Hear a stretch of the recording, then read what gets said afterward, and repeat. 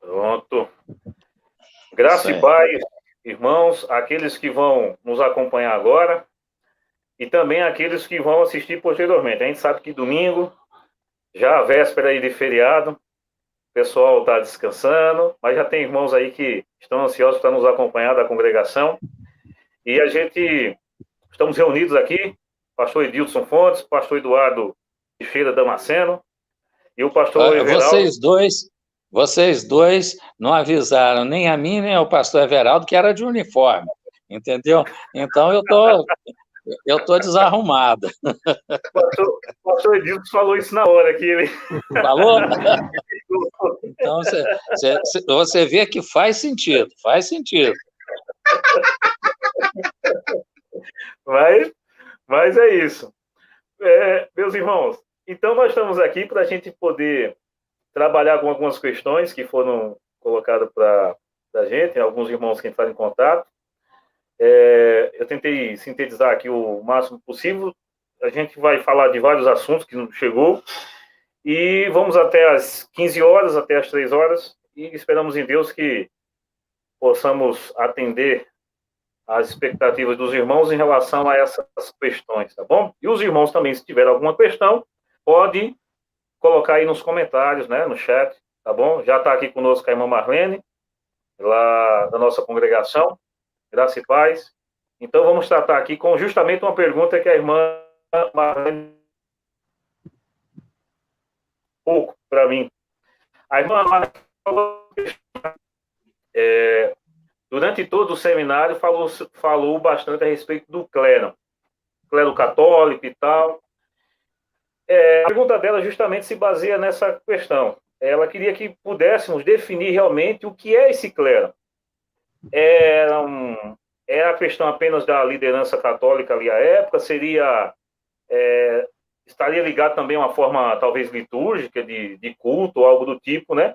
Poderíamos definir esse clero que a gente falou bastante aí nessas aulas.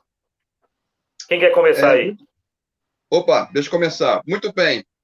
Quando nós falamos de clero, o clero ele era um sacerdote, né? Um representante, assim como a Igreja Católica definia o representante de Deus, a própria Igreja. Então, o sacerdote ali, ele é um representante ali da Igreja e todas as atividades eclesiásticas romanas, que na qual era confiável ele fazer, ele ali exercia. Então, quando a gente fala de clero, não é só apenas o cargo ou a função que ele exerce, é todo o seu trabalho. Então, envolvia a pregação, na qual os católicos até hoje chamam de homilia, a questão litúrgica, tudo aquilo que representava, até mesmo a Eucaristia, né, que nós chamamos de Senhor, ou seja, todas essas questões todas que o clero ele tinha a função de fazer, representava ele. Tá? Então, na verdade, seria até um resumo de toda a atividade que o sacerdote da época fazia. Então, quando a gente fala do clero, estamos referindo justamente a função dele, o que ele exerce, as suas atividades e a ligação que ele tem com a igreja. Tá? Então, a questão do clero seria realmente isso, não só apenas a figura do sacerdote, não, todas as suas atividades eclesiásticas da igreja romana que ele exerce e a sua representação. Então, seria isso, essa questão. Pastor, eu vou ampliar um pouco o que você disse. Sim. Tudo certo dentro do que você disse. Mas o clero também era aquilo que estava por detrás. Sim. Aquilo que está por detrás. O bispado, não é? O coordenador, o cônego, o bispo, o arcebispo, tudo o que se conhece hoje da estrutura católica, vamos falar primeiro relativo a eles, né? Então, bispo, arcebispo, congregação, eu esqueço até o diocese, né? Tem o pastoral. E vai até ao Papa. O Papa e os seus... a estrutura à volta do Papa, tudo isso compunha e compõe ainda hoje o clérigo da Igreja Católica. No nosso caso de pastor, envolve o sacerdócio para o qual Deus nos chamou, que nós denominamos pastorado, né, os pastores, os líderes, aqueles que têm líderes, aqueles que têm presbitério, no caso, por exemplo, pastor Everaldo é da Igreja Presbiteriana do Brasil, é isso mesmo, pastor Everaldo? Correto, correto. Então, ele tem o sínodo da sua região, né? O presbitério regional, o sínodo da sua região, tem o sínodo estadual e tem o nacional, não é mesmo? O presbitério geral. As igrejas menores, hoje, as igrejas pentecostais são mais individualizadas, exceto grandes denominações que têm uma centralização de poder, que tem um presbitério e uma estrutura mais rígida. Mas, trazendo para dentro do que eu falei, o que o pastor Edildson disse, o clérigo é todo aquele, tudo aquilo que envolve o cumprimento sacerdotal, da vida sacerdotal, que está em volta da vida sacerdotal. Você concorda com isso, pastor Edildson? Eu coloquei? Sim. De fato. O irmão ampliou, de fato. E é interessante que o senhor fez menção aí até do nosso meio protestante. Existe também esse sistema governamental. No caso, o movimento pentecostal, vou falar especificamente da Assembleia de Deus, na qual eu faço parte. A Assembleia de Deus pode comparar aí com o sistema governamental episcopal, embora não tenha bispo, dá exceção na Assembleia de Madureiro, Amaral Ferreira ainda é vivo, que tem o cargo de bispo, mas a Assembleia de Deus ela realmente funciona como mais um episcopal, porque é o bispo que comanda. No caso, na Assembleia de Deus, seriam os pastores presidentes e tem as suas filiais. De fato, isso. A presbiteriana, como o irmão falou, né? Depois o pastor presbiteriano pode falar até melhor do que nós. O corpo presbiterial tem essas divisões. Tem também o sistema congregacional, né? Que envolve a congregacional, envolve também os batistas também, que é o governo do povo. Então, tem esses sistemas também aí que as nossas igrejas, né, estão inseridas. Ou seja, um desses governos é o episcopal, né? Que é mais conhecido como as igrejas metodistas, né? E o pentecostalismo, de uma forma, também está inserido nisso, o presbiteriano e o congregacional. São os três sistemas mais conhecidos, vamos dizer assim, teologicamente falando, em nosso meio. Então, uma delas nós estamos encaixados, né? Se não for 100%, mas pelo menos 80%, né? De uma forma, estou inserido essa questão aí, tá? Mas, de fato, essa questão do clero é tudo isso que o amado pastor falou. De fato, é a sua representação aí da igreja de Roma da época. Aliás, ainda hoje, né? Vamos dizer assim, né? Tem essa representação. Só complementando um pouquinho, a gente percebe que a Igreja Católica ela tem o que se chama de alto clero e de baixo clero, né? Então, aqueles que estão em posição de maior eminência, de destaque, de decisões na Igreja Católica são o alto clero, né? O baixo são os padres, aqueles que estão, de fato, aguardando uma oportunidade, né, de ascensão na igreja. Né? A Igreja Presbiteriana tem um sistema de governo que é chamado sistema presbiteriano, presbiterial, né? Então, a Igreja Presbiteriana é governada por presbíteros. O pastor, inclusive, é um presbítero, só que ele é denominado de presbítero docente. Ele é responsável pela educação, pelo ensino na igreja, é o que se responsabiliza por isso, né? Pela liturgia e tudo mais. Os presbíteros regentes, eles auxiliam o pastor no governo da igreja. Então, eles estão para reger com o pastor os assuntos da igreja. A Igreja Presbiteriana ela é conciliar, então ela é governada por concílios. O concílio inicial é aquele que existe em cada igreja local. Então, o concílio da igreja local, ele responde pela igreja, na localidade onde ela está plantada, organizada conforme os princípios da igreja, a constituição da igreja. Aí vai assim ascendendo, porque um concílio, ele não tem, o primeiro concílio, ele não tem a decisão última, né? Então, as decisões, elas vão subindo. Quer dizer, o concílio da igreja, tomando uma decisão de disciplina, o que quer que seja, o membro disciplinado, ele pode recorrer, no caso, ao presbitério. O presbitério vai interferir, vai procurar auxiliar essa questão, e o membro disciplinário que o presbitério ainda dá grande causa para o concílio da igreja, ele pode recorrer ao sínodo da igreja. Uhum. Então, existe o sínodo na igreja presbiteriana, que pode recorrer, o membro disciplinado, que é o exemplo que a gente está dando, pode recorrer ao Supremo Concílio da igreja, que é um concílio que representa a igreja nacional, mas todos formados por pastores e presbíteros eleitos por cada igreja, por cada presbitério e sínodo, para representarem as suas localidades e regiões. Então, isso é o modo como a igreja presbiteriana administra, né? O sistema de governo da igreja é esse. Então, cada membro ele tem que saber dessa Constituição para que ele não se cale entendendo que ele está sendo injustiçado. Então, ele pode recorrer ao presbitério, ao sínodo, e, por último, ao Supremo Concílio, que é uma reunião que acontece a cada 4 anos na igreja presbiteriana. O sínodo a cada 2, e o concílio local da igreja pode se reunir várias vezes no ano, dependendo da necessidade. Por isso que eu queria adicionar o que os irmãos colocaram, certamente. Pastor Everaldo, e é uma via de mão dupla, né? Tanto do membro para o sínodo, como o sínodo para o ministério na igreja, né? Porque se houver uma conduta indevida do pastor, o concílio vai agir, né? E o sínodo, caso haja impasse, o problema, seja ele com ovelha ou seja ele com ministério, ele vai ser resolvido nessa mesma estrutura que o pastor referiu aí.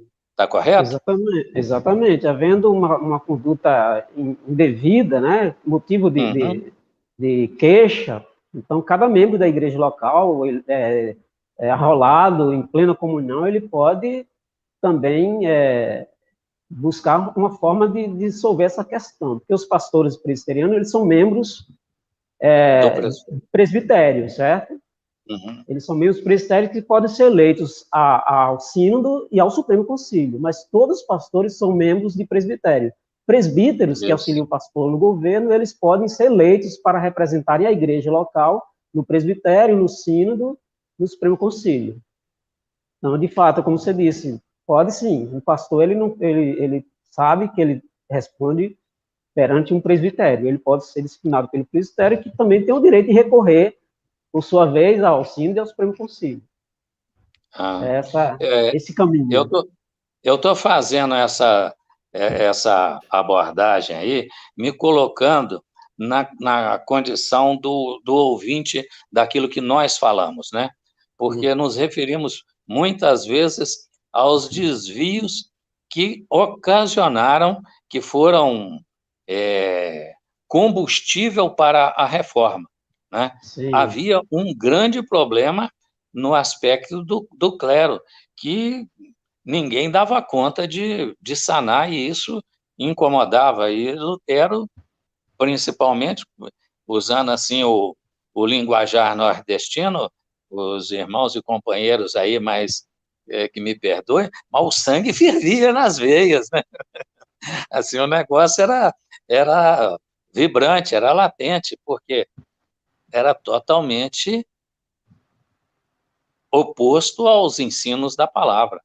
Então, a ação de Lutero, a ação da reforma, também tinha esse viés de corrigir esses desvios comportamentais, né?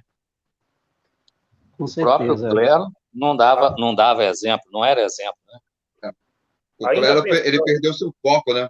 O clero, perdeu. Na verdade, a igreja da época perdeu o foco, não só naquela época, mas bem antes mesmo, o foco o próprio exemplo da Santa, entre a Inquisição, porque as pessoas das cruzadas, da Inquisição, de tudo isso.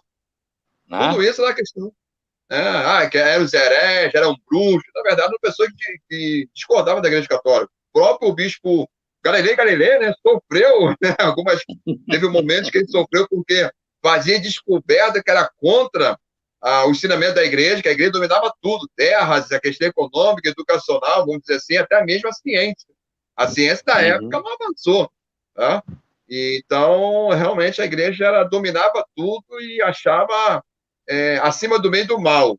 Né? A igreja católica tinha essa postura, e já na época já havia pessoas que sempre discordavam dessa postura da igreja. Aí a gente vai ver a história da igreja. Alguns monges, né, que só viviam no monasteiro, não queriam mais ter o convívio nas igrejas por causa da corrupção da igreja. Alguns se isolavam pelo deserto, uma coisa assim, o ponto que se trazia incômodo dessas pessoas. E para lembrar também os pré-reformadores, que também eles discordavam, de uma forma também eles repudiavam, não tem um sucesso igual Lutero, porque foi um trabalho mais individual. Tá? Então, durante a história da igreja, realmente, essa corrupção, vamos dizer assim, e aí fala no sentido moral, espiritual, em todos os aspectos, realmente trazia esse incômodo às pessoas. Né? E no quadro Lutero, teve essa coragem, né? Também o apoio estatal, para tudo, ver esses dois desdobramentos da Reforma Protestante. É claro que não podemos esquecer também a ação de Deus. É claro que a ação de Deus sobre essa questão toda, mas as circunstâncias, vamos dizer assim, Deus usou as circunstâncias para colaborar, assim, para o acontecimento da reforma. Mas lá para trás temos pré-reformadores que, vamos dizer assim, né, deixar suas sementes, né, uma forma que mais para frente puderam refletir. Isso é um fato que a gente tem que sempre abordar isso em palestras, igrejas. Isso é um fato mesmo. A gente tem que entender, me permita dar mais uma contribuição nessa questão, a gente precisa entender, os irmãos que nos ouvem, que a Igreja Católica, até a Reforma, era a Igreja de Deus, o povo de Deus, não é isso? Até a Reforma era o povo que Deus estava preservando. Então a gente não pode dizer a Igreja Católica isso e aquilo. Era a Igreja do Senhor ali, só que ela se descaracterizou, mas nela existiam os verdadeiros servos de Deus, era nela que estavam os verdadeiros, os autênticos servos. Então é por eles que a Reforma vem. É por eles que ela é buscada, né? Foi. Eu brinco que quando chegarmos na eternidade, né? Chegar no céu, e você encontrar o John Hus e perguntar assim, ô irmão, de qual religião, de qual igreja você é? Ele vai dizer assim, eu era da única igreja, da Igreja Católica Apostólica Romana, né? Aí tem alguns irmãos que, se escutar um negócio desse no céu, vai pedir para sair, né? E, aliás, não tinha esse nome. Esse nome é bem mais contemporâneo, né? Entendeu? É bem mais recente. Então, vinha a igreja primitiva, que não tinha nome nenhum, e depois dos concílios, é que vai surgir o nome de Igreja Católica Apostólica Romana, né? Lá com o papado e tudo, aí depois vem a Igreja Ortodoxa, que era parte da Igreja Católica, que era a sequência da Igreja Primitiva, e com a separação fica um papado na Turquia, com a Igreja Ortodoxa, e o outro em Roma, com a Igreja Católica Apostólica Romana. São os dois ramos principais da Igreja Católica, os dois ramos da grande árvore, que é a Igreja Primitiva.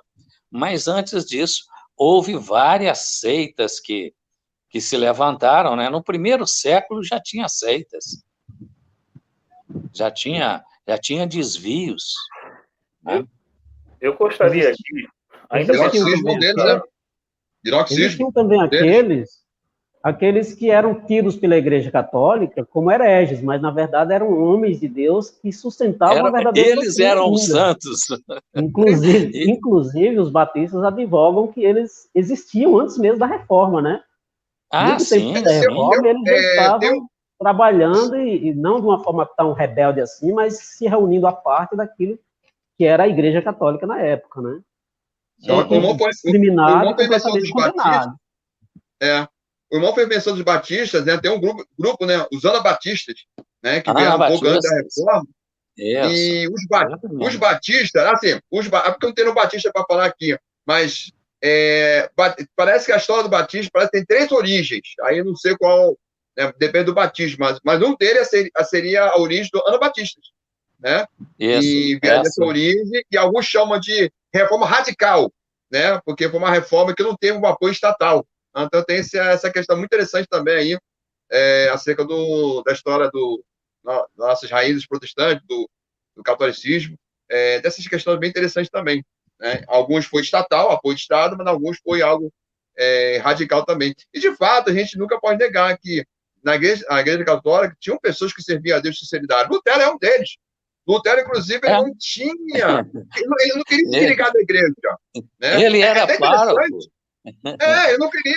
É até interessante que a teologia luterana, né, tem pontos um pouco semelhantes com a teologia católica. Para você ver que Lutero não queria se desligar.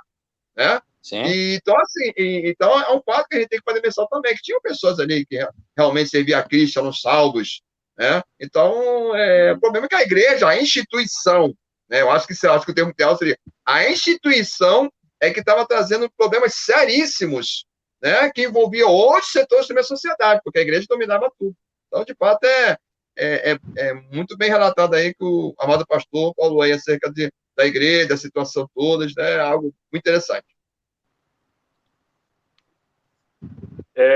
Ainda pensando nessa questão, deixa eu trazer aqui uma questão contemporânea, então.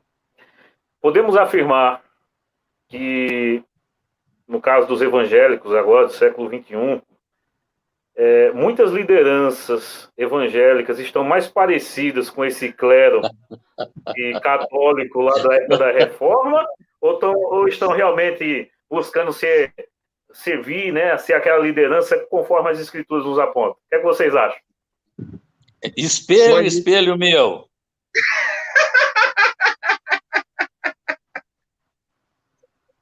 É simples.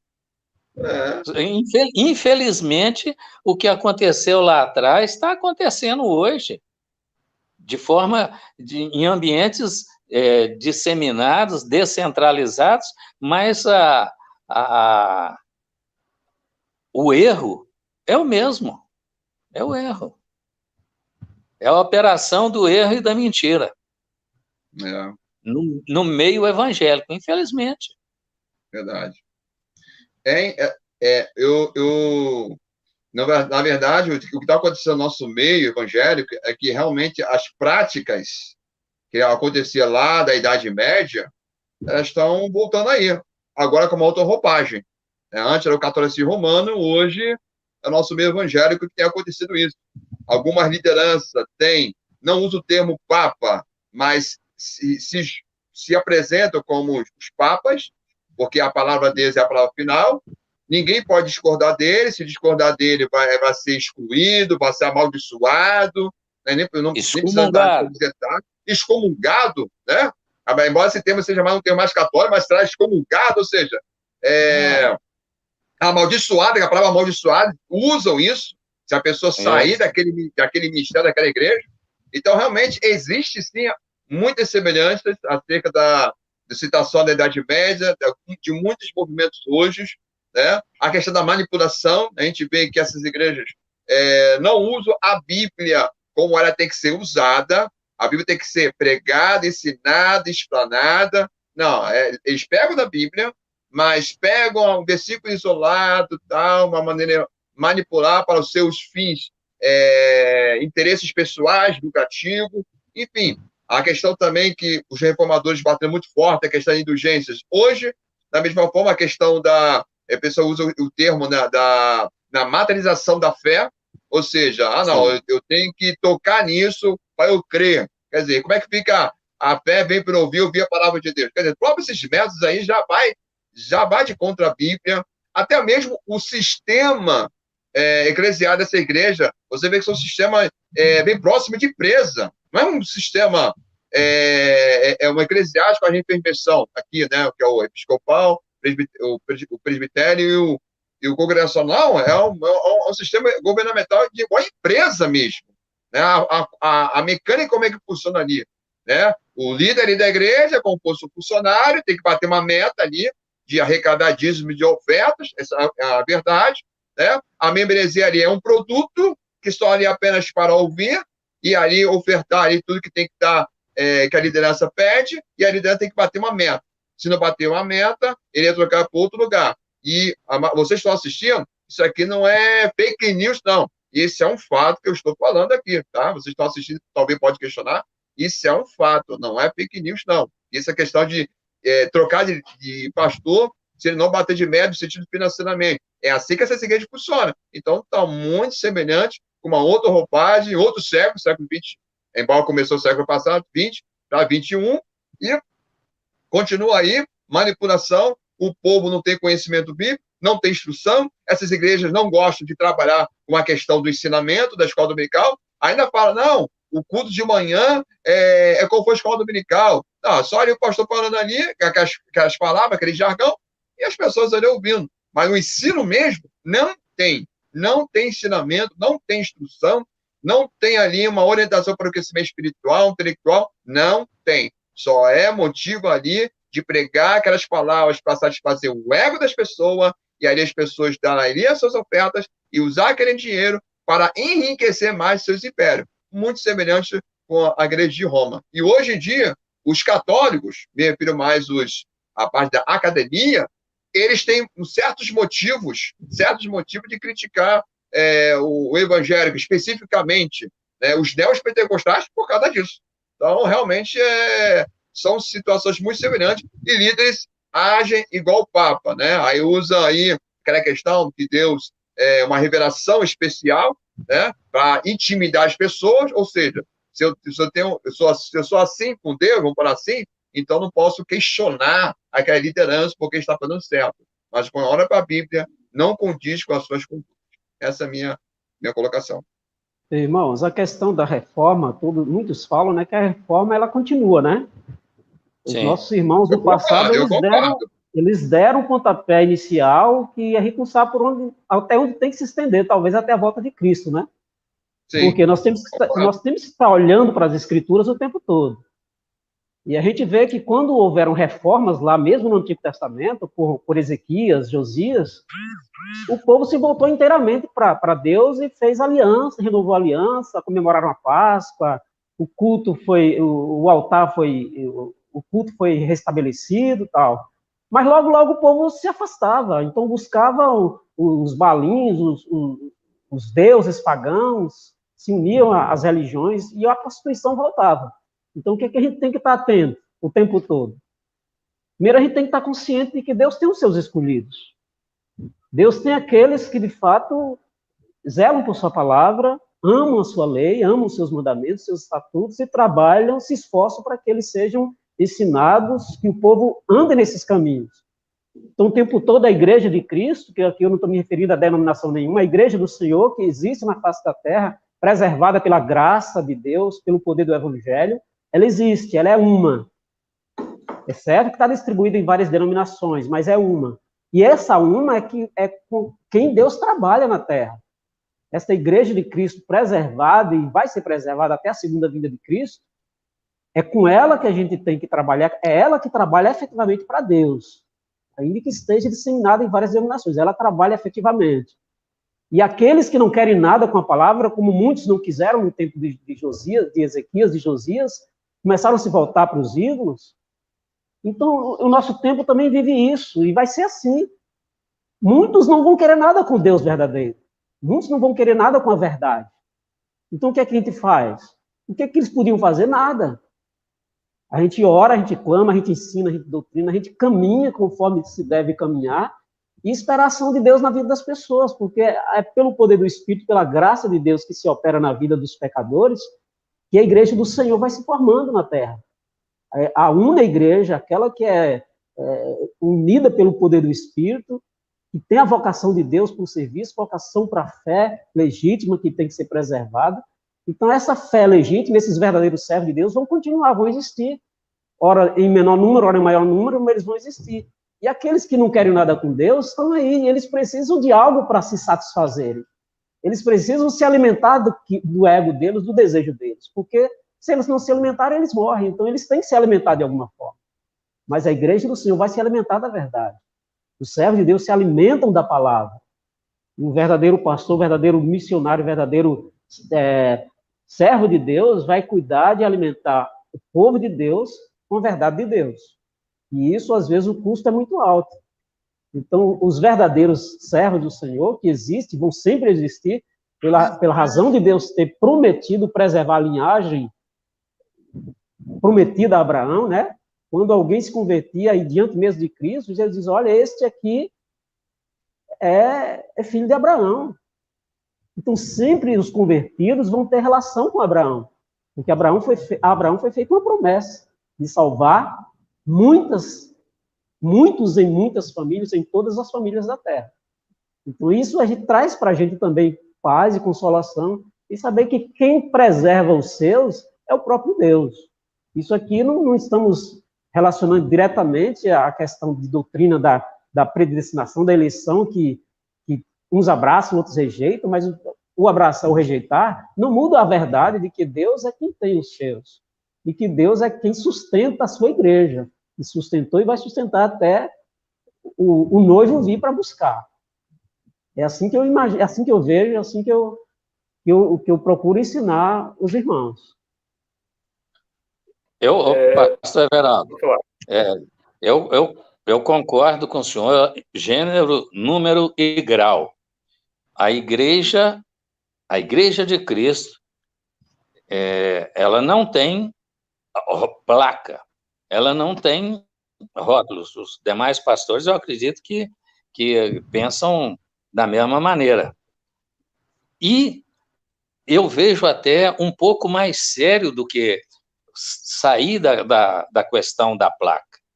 Eu acho que o mais sério é nós ensinarmos a igreja de que a igreja não são 4 paredes. A igreja sou eu. A igreja é o pastor Everaldo, a igreja é o pastor Edilson, a igreja é o pastor Eugênio. A igreja não é nem o pastor, é cada membro. Na escola, eu sou a igreja ali. No trabalho, eu sou a igreja ali. Aonde eu estou, aonde está o cristão verdadeiro, fiel, temente, ele é a igreja naquele lugar.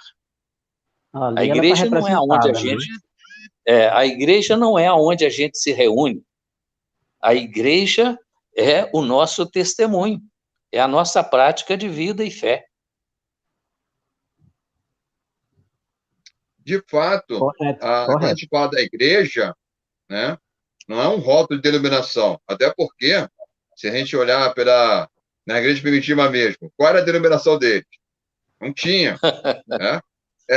A gente começa a olhar para esse lado. Essa questão da denominação, na verdade, começou com o próprio catolicismo romano, que foi a primeira instituição a se denominar, né? Igreja Católica Romana. Então, pastor, até começou lá atrás. Uns diziam, eu sou de Paulo, eu sou de Apolo, eu sou da igreja do... Entendeu? Bem dizer assim, né? Isso é verdade. Né? Então, assim, então, quando a gente fala de a igreja do Senhor, ela é um corpo místico, ela está espalhada aí, né? Em todo o planeta da Terra, nas igrejas aí, nas igrejas antigas ou igrejas novas, enfim, né? Tanto nomes de igrejas que a gente nem sabe como os nomes, né, que a gente pode aqui mencionar. E ela está aí para cumprir com a sua missão. A sua missão é de adoração, também de ensinamento e também de missão. Essa é a tríplice propósito da igreja. Né? E a mensagem dos reformadores ainda assim fala no nosso dia de hoje. Né? E aí é interessante o seguinte, não a questão da mentalidade do contexto da época, porque são do século XVI. Nós estamos no século XXI, é impossível.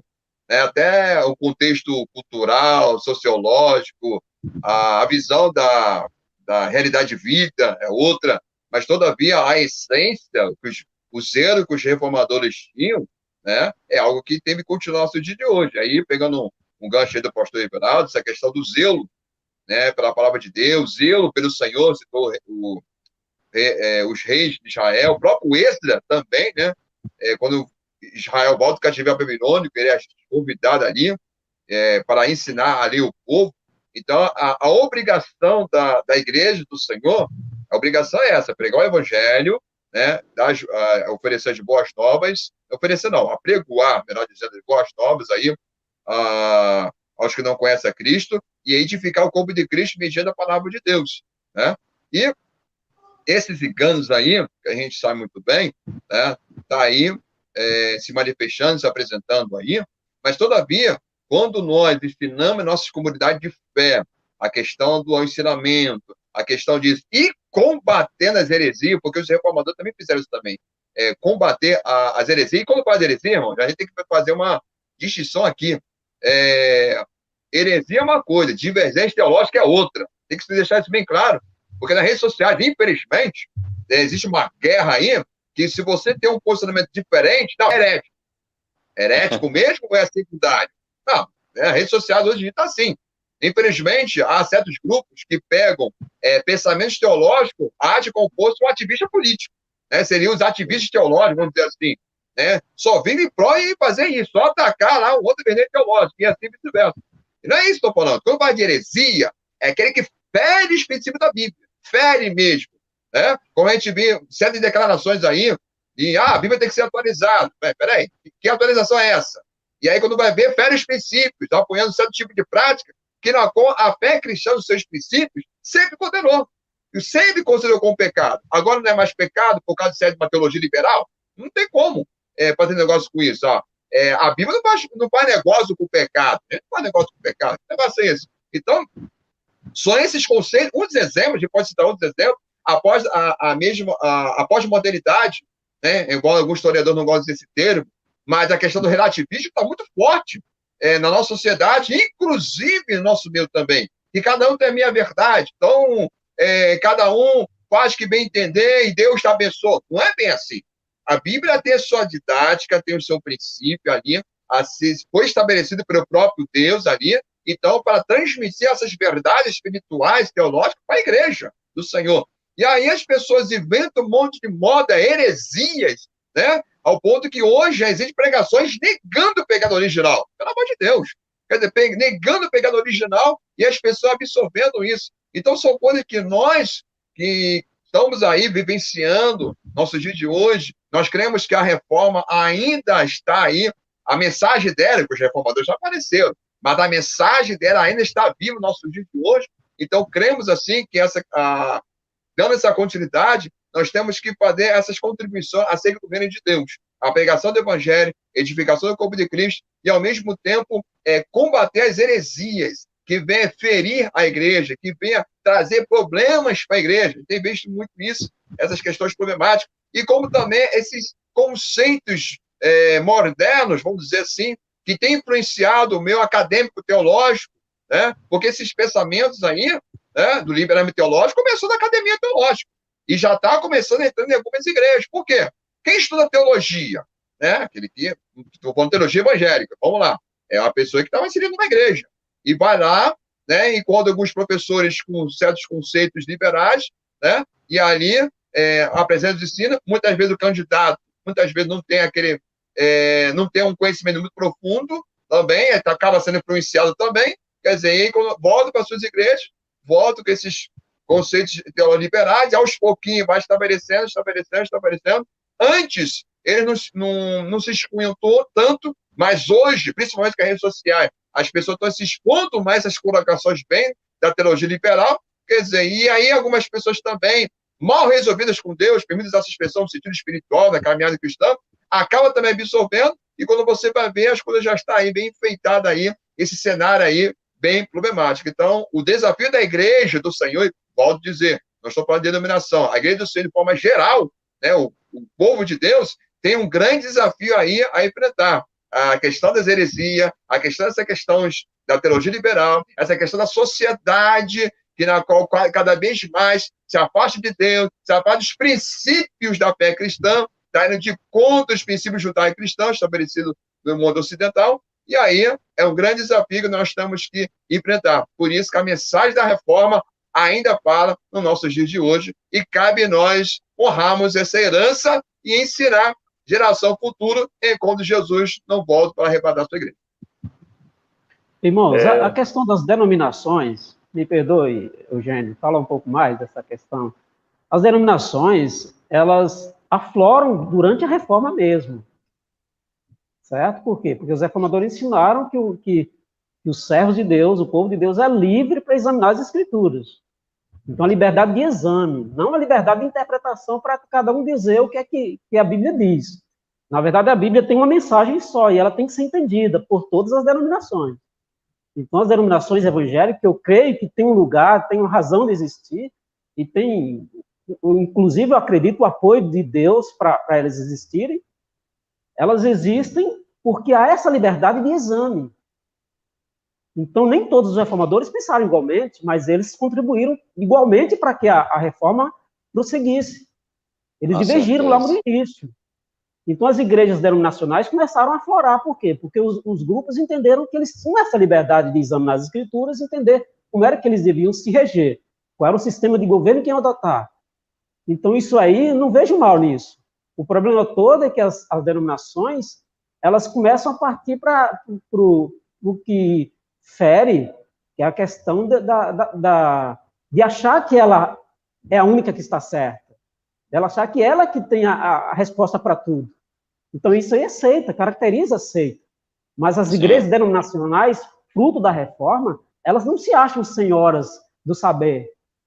Então, elas compartilham, elas dialogam e caminham juntas, apesar das divergências. Existe uma coisa boa nisso, porque somos livres para tomar decisão. Olha, ainda que eu concorde com os batistas, eu prefiro ser presbiteriano. Ainda que eu não estou completamente de acordo com pleno acordo com os assembleanos, eu não estou divergindo deles no essencial, naquilo que é mais importante. Vamos imaginar assim. Então, dá para caminhar juntos. Agora, não dá para caminhar junto com aqueles que dizem, olha, ou está com a gente ou está fora. Quem dizia isso era a Igreja Católica e continua dizendo. Ou é católico, ou está com a mãe da igreja, ou está fora. Uma igreja evangélica que diz isso, uma denominação que diz isso, ela está ferindo os princípios bíblicos. Mas nós podemos sim, irmãos, eu creio, caminhar junto em muita coisa e não temos que estar ferindo um ao outro. Você é livre para dizer, olha, eu não estou de acordo com isso, a minha consciência me conduz a seguir tal caminho, eu vou seguir, e eu quero ser respeitado nisso. E eu quero amar os irmãos que pensam diferente de mim. Agora, heresia é aquilo que vai de encontro ao ensino das Escrituras. É aquilo que claramente fere o que Deus ensina. Então, o que o Senhor ensina na palavra, na maioria dos casos, é claramente discernido. Então, o que é claramente discernido, como é que vai haver divergência? O que não é motivo de debate, de outras interpretações, para que divergir no que não é motivo de outras interpretações? E, no geral, a Bíblia tem uma mensagem só. Então, cada intérprete, cada pastor que ensina, ele tem que procurar essa mensagem. Porque a Bíblia não está cheia de pegadinhas. A Bíblia não existe isso. A Bíblia tem um ensino claro que a gente tem que entendê-lo e ensinar para a igreja. Então, creio que se todos os servos de Deus se voltarem para isso, vai haver muito mais unidade nas denominações do que existe hoje. Porque o que querem, na verdade, é autopromoção, querem nome, querem grandeza, querem glória, o que pertence tão somente ao Senhor. Exatamente. Meus irmãos, a gente já está aqui batendo na nossa hora, mas eu não queria terminar sem responder aqui pelo menos uma das perguntas que o irmão João Paulo deixou aqui no chat. Já tinha recebido uma pergunta, vou tentar ligar duas aqui, para a gente poder falar desse tema e a gente encerrar, tá bom? A primeira pergunta que eu vou tentar ligar com a que foi enviada anteriormente é o seguinte: tiveram as mulheres alguma participação na reforma protestante? E eu vou ligar a uma segunda pergunta que eu acho que dá para a gente trabalhar as duas aqui. A Bíblia, ela é machista?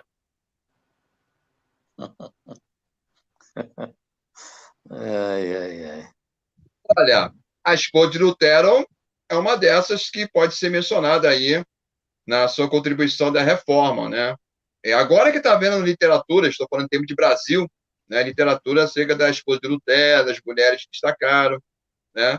E, então, as mulheres também têm sua participação. A esposa de Lutero teve sua contribuição, sim, ao lado de Lutero, Então, vale também se destacado sim, até porque, se a Bíblia diz, né, nós somos, né, seja homem, mulher, servo, escravo, então, as mulheres também têm as suas contribuições acerca da reforma, e vai destacar aqui, quando ele fala de teologia, né, geralmente pensa mais que são os homens que gostam de teologia, mas dos anos para cá, né, nós temos visto mulheres, né, e quando fala mulher, eu estou falando mulher serva de Deus, estou falando desses movimentos aí, ativismo político, não, estou falando mulher serva de Deus aí, com mais interesses, com saber teológico, então isso é um lado muito positivo aí que nós temos que destacar aí também, e reforma também tem as coisas de Lutero aí, que podemos fazer menção. Agora, a Bíblia, ela não é machista. Agora, olha o termo, o contexto dela, sim, né, uma sociedade patriarcal, né, então, a sociedade da Bíblia, do contexto da Bíblia, sim, mas a Bíblia não é machista, só para deixar aí isso aí bem claro, e por favor, sem liberalismo não, hein, que pode interpretar nada disso. O contexto da Bíblia, um contexto patriarcal, isso de fato, isso tanto no Antigo e no Novo Testamento, né? Mas a Bíblia dá um destaque às mulheres, sim, a importância das contribuições dela. O Ministério de Jesus Cristo, Lucas, capítulo 8, fala das mulheres que ali prestavam serviço de Jesus em tempo de sustento, né? Não só aos seus discípulos, também Paulo, também no seu ministério, também faz menção de mulheres também. Então, as mulheres também têm seu espaço, sim, de valorização, né? E aí algo que, na reforma, as mulheres também tiveram sua participação também, e nós não podemos, assim, desconsiderar, e sim reconhecer. O princípio bíblico, discordando um pouquinho aí do pastor, com toda... de Wilson, né? Um pouquinho só, o princípio do homem ser cabeça é da criação, o princípio da criação. Paulo coloca isso. Deus criou o homem para ser cabeça, sim, para ser o líder no lar, o líder. Ele é o representante de Deus. Eva comeu do fruto, mas Deus foi procurar Adão primeiro.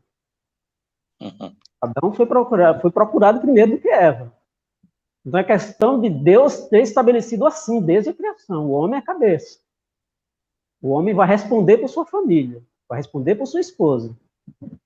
Então, especialmente no contexto da igreja, o homem, assim eu penso, eu não preciso debater tanto com isso, que é um princípio que é advogado por muitos, né?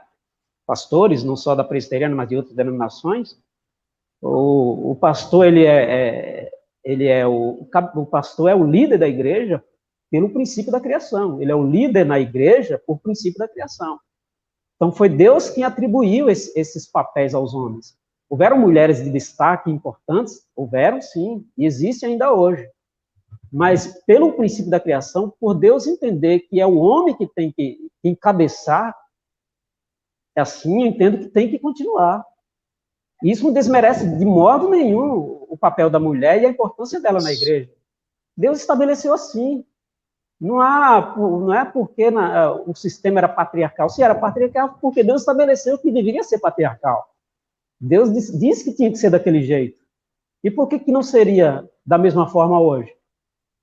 Por que, tendo à volta tantas mulheres que seguiram a Cristo desde o seu primeiro movimento aqui como o Messias, tantas mulheres seguiam piamente a Cristo, porque elas não foram lembradas para figurarem no colégio apostólico? Porque entendemos que há, de fato, um princípio que Deus preserva.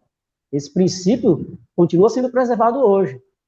As mulheres contribuem enormemente, sempre contribuíram na história da igreja, e a igreja progrediu muito, certamente, pela contribuição das mulheres, mas isso não dá a elas o direito de encabeçarem o governo da igreja, de serem a voz numa comunidade cristã. Não, ela tem voz, e ela vai ter sempre voz. Mas ela não é a primeira voz. Ela não é o governo. Tem que ser respeitada. Não é. Não então, é o governo. Mas, pastor Everaldo, quando eu falo a questão sociedade, eu não estou nem me referindo aos princípios, porque um princípio bíblico realmente é o homem que é o cabeça.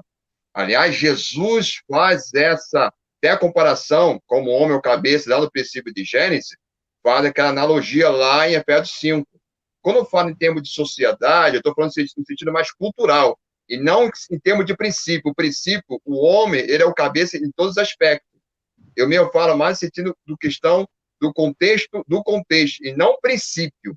Aliás, princípio não se troca, não se fere.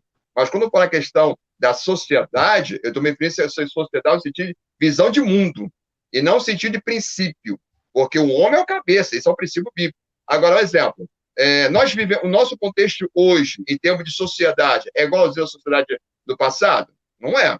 É nesse sentido que eu falo, no sentido sociedade patriarcal, é nesse sentido, e não no sentido do princípio bíblico. O princípio bíblico não muda. O homem é o cabeça, o homem Deus colocou como cabeça, a mulher ali para estar ali auxiliando. Então, a palavra final, vamos dizer assim, a palavra mais forte, se aplica ao homem. Mas agora, a questão da sociedade, nós não vivemos na época de Davi, que é o período de monarquia. Nós não estamos na época, no contexto romano, do Império Romano.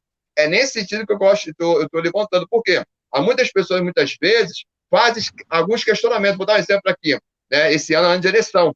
Aí as pessoas falam, não, mas se o Brasil fosse teocracia. Gente, é um contexto totalmente diferente. É nesse sentido que eu falo. Que nós estamos no Brasil, sistema democrático, republicano, ou seja, é uma outra situação, é outra mentalidade de vida. É nesse sentido que eu quis dizer. E não no sentido de princípios. Princípio de liderança começa com o homem. Por quê? O homem foi feito primeiro. E, de fato, quem comeu a questão da árvore do conhecimento do mal foi a mulher. Né? Depois foi Adão. Mas quando veio a cobrança, veio a quem? A Adão.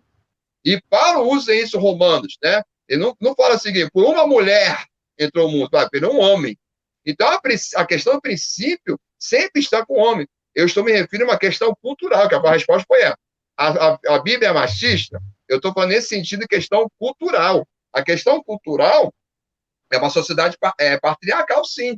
Hoje não vivemos mais nesse sistema patriarcal no sentido cultural. Tá? Eu dei um exemplo do nosso país. Agora, princípios nunca se muda. Princípio não muda. Quem muda aí são os homens, mas o princípio não muda. Mas em questão de sociedade, nós vivemos uma sociedade totalmente diferente do período da época apostólica, da época dos reformadores, e estamos vivendo o século XXI, e daqui uns anos, algumas pessoas vão assistir a nossa live, ou ler alguma literatura, e falar assim, olha o contexto do passado. É nesse sentido que eu falo. E não no sentido princípio em termos de liderança, porque o homem foi chamado para ser o cabeça. E o próprio Jesus ele faz essa analogia. E quando fala da entrada do pecado original do mundo, aqui a Bíblia aponta o homem. Então, é nesse aspecto que eu quero deixar isso bem claro.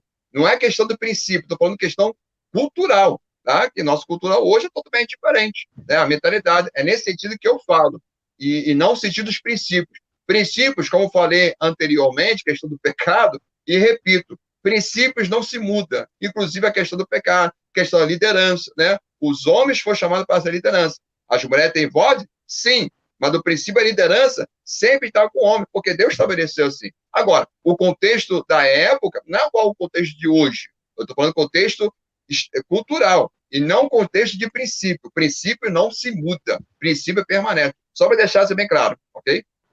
Pois deixou claro, obrigado, meu irmão. Eu creio que todos também... Alguém pode ter imaginado como eu, e por isso eu levantei um pouco. É isso mesmo. Tá pastor, bem, viu? Pastor Everaldo, eu vou tentar ser breve aqui com algumas colocações. Moisés e Miriam. Miriam tentou ser pastora também. Nós sabemos o que é que deu. Tá certo? Estou falando biblicamente. Nós vemos Deus confiando ao homem uma responsabilidade. E Deus confiando à mulher uma outra. Eu vou dizer aqui, até jocosamente com os irmãos, se eu pudesse gerar filhos, eu nem me preocupava em ter casado.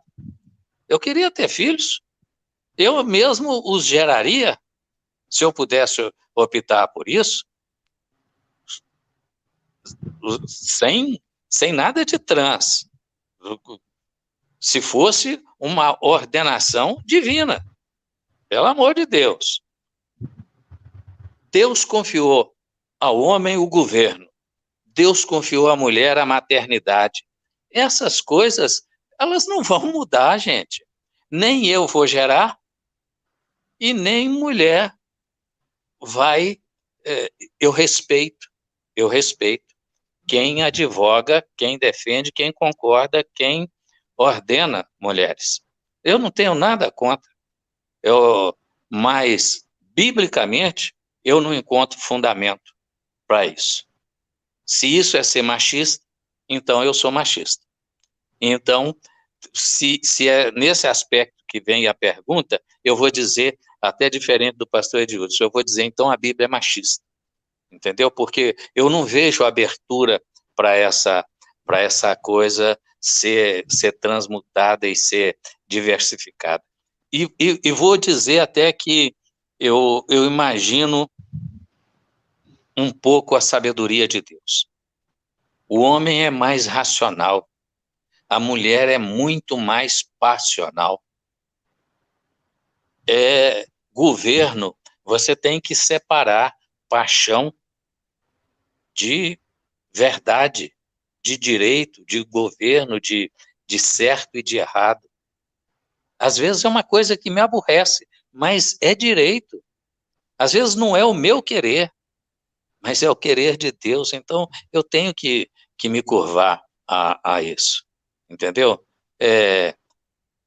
Colocando a fala do pastor Edilson, pastor, às vezes as pessoas querem tirar essa questão de sociedade e transformá-las em princípios. E colocar que Deus só estabeleceu unilateralmente. Deus deu honra, e a palavra nos ensina isso. Direito a quem direito, honra a quem tem honra. A honra da mulher é a maternidade, a honra do homem é o servir, é o ministério, e a mulher é o quê? A mulher é a adjutora fiel, idônea, aliás, idônea e adjutora idônea. É o que diz biblicamente. Não é questão de machismo. Eu sinceramente, não vejo isso. Trato a minha esposa, a gurinha mesmo, estava ali conversando com ela, falando, não, nós só temos 42 anos de casado, tem mais 42 para a gente viver para frente aí, então vamos acertar os ponteiros aqui. Eu te amo, agora nós estamos em novembro, eu quero te amar em outubro como eu te amo em novembro. Só que outubro fica lá no ano que vem, né? Eu sempre falo com ela isso. Se nós estivermos em abril, eu falo com ela, eu quero te amar em março como eu te amo em abril. Entendeu? É a minha necessidade. Porque Deus estabeleceu, como o pastor Edilson disse, Deus estabeleceu princípios. E isso aí não vai mudar. Não vai mudar. Hoje, a gente vê muito essa questão, a palavra precisa ser atualizada. Meu Deus, a palavra se diz e é eterna. A palavra em Salmos diz que a palavra está guardada nos céus. Como é que nós vamos mudar isso? Me explica. Entenderam? Então, essas perguntas, essas colocações, às vezes, as nossas ovelhas, elas convivem. Ambiente estudantil, ambiente de faculdade, ambiente de empresa, ambiente social, família. Qualquer grupinho sempre vai ter alguém que vai levantar um gancho meio mais torto do que o que devia ser. E isso, às vezes, confunde as pessoas. E eu vou voltar na minha fala de ontem. A palavra é o nosso amparo, é o nosso socorro, é a nossa âncora. Deus, profeta, tu conservarás em paz aquele cuja mente está firme em ti, porque ele confia em ti. A nossa confiança não é em movimento, não é em atualização, não é em modernismo. A nossa confiança é na eternidade da promessa de Deus. É isso que eu acredito. Concordo com o que os pastores disseram, acho que todos os dois disseram verdade, creio que eu estou, digamos assim, passando uma linha em volta disso aí, se me permitirem, se me aceitam, mas a gente tem hora que tem que dizer para a ovelha, não vamos por esse caminho, não. Eu me converti, pastor Everaldo, na igreja presbiteriana. Eu fui batizado, eu fiz profissão de fé, eu casei na igreja presbiteriana, eu migrei para a igreja pentecostal, para a igreja reformada. Mas o que é básico na nossa fé, em nós quatro? A palavra. Vocês discordam? Não. Jesus. Salvação. Vida eterna. A volta de Jesus. Agora eu vou perder tempo com usos e costumes, com o tamanho com a manga da blusa, com o tamanho da saia. É decência, é bom senso, é prudência. Se os irmãos pensam diferente de mim, eu respeito. Eu respeito os outros que pensam diferente. Ninguém é obrigado a pensar igual eu penso. Eu não respeito, sabe o quê? Eu não respeito o pecado. Eu não respeito a mentira. Eu não respeito o diabo. Eu acho que todos vocês concordam comigo. Então, eu chamo isso de principal, de a nossa carne. Não vamos negar a nossa fé e discordar por causa da maquiagem. A maquiagem, ela hoje é uma, amanhã é outra. O acessório fica no fundo da gaveta. Agora a joia tem que estar aqui no pescoço, tem que estar no pulso, a aliança tem que estar no dedo, né? Deixa eu colocar aqui para poder ver. A aliança tem que estar no dedo. Cada coisa no seu lugar. Me desculpem aí, mas eu estou concordando com tudo que vocês disseram, eu só estou dando um colorido diferente. Foi muito bom a nossa conversa, é pena que está chegando ao fim. De acordo, muito bom. Meus queridos, então, é isso. Se fosse para a gente conversar, teria muito mais. Mas eu quero aqui agradecer a presença dos pastores, não só aqui nesse nosso bate-papo aqui com os irmãos, mas também a presença de vocês no seminário.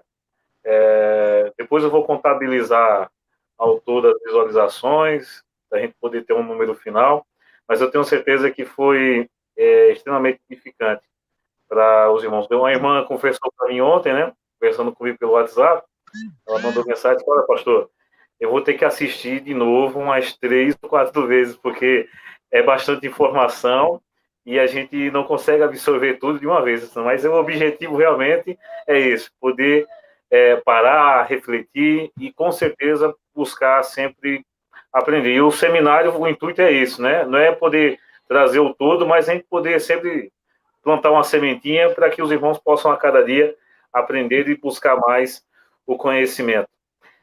Deixa Amém. eu só finalizar nessa questão. Eu agradeço o convite, agradeço aí a participação dos irmãos e gostaria, digo aqui que gostaria de, estando aí em Alagoas, estando aí no Nordeste, agora que o Eugênio está lá no agreste pernambucano, eu posso ir para o Recife, né?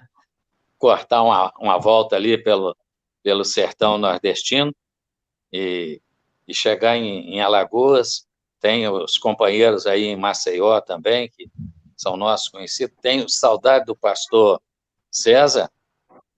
Manda notícia do pastor César, Eugênio. Eu gosto muito daquele irmão, daquele companheiro, né? Como estou aprendendo a gostar de vocês agora. mas eu quero, ao estar aí, poder assentar à mesa, tomarmos um café junto, tomarmos uma água mineral, o que quer que seja. Amém? Eu gostaria muito de ter essa oportunidade. Muito obrigado a todos. Então, meus irmãos, só para a gente poder finalizar aqui, antes de a gente concluir, se pudesse atualizar a Bíblia, eu tenho a irmã lá da igreja para botar para ser pastora, diácono, diaconisa, né? Mas como a gente não pode, então vamos ficar com aquilo que a Escritura nos diz, né? Porque é aquilo que a gente costuma falar. Passamos, mas a Escritura permanece. Essa é a verdade que devemos colocar em mente, né? Jesus voltará e a verdade permanece. Nós temos que estar firmes nela. Pastor Everaldo, quer trazer palavras aí para concluir? Bom, eu quero agradecer ao convite, pastor Eugênio. Foi um prazer muito grande participar dessa semana que você promoveu aí, muito edificante. Infelizmente, por conta da minha semana que foi muito ocupada, eu não assisti todas as palestras, mas eu quero assistir ainda, tá certo? E quero dizer que é um prazer conhecer os irmãos, pastor Eduardo, Ed Hudson. Eu rogo a Deus que continue abençoando vocês e seus ministérios e suas lidas em favor do Evangelho, tá bom? Um abraço, Eugênio, obrigado. Um abraço para todos que acompanharam, que vêm acompanhando. Jesus continue fortalecendo a vida de cada um dos irmãos e irmãs. Pastor Edilson. Amém. Muito bem. Pastor Eugênio, obrigado pelo convite, mais uma vez aí. Né? Prazer conhecê-los aí, o pastores Everaldo e Eduardo. Né? Vocês que estão assistindo aí também, muito obrigado pela sua atenção. E a última palavra que eu deixo é que nós mantemos aí a continuidade aí do trabalho dos reformadores. Né? Nós, como herdeiros da Reforma Protestante, herdeiros da Reforma, vamos manter a nossa chama aí, o compromisso aí pela palavra de Deus, servindo ao Senhor em espírito de verdade. E essa questão de igrejas, né? Eu vou parafrasear uma linguagem do N. Grune, da sua sistemática, diz o seguinte: não importa qual seja o sistema de governo, mas sirva a Deus com alegria.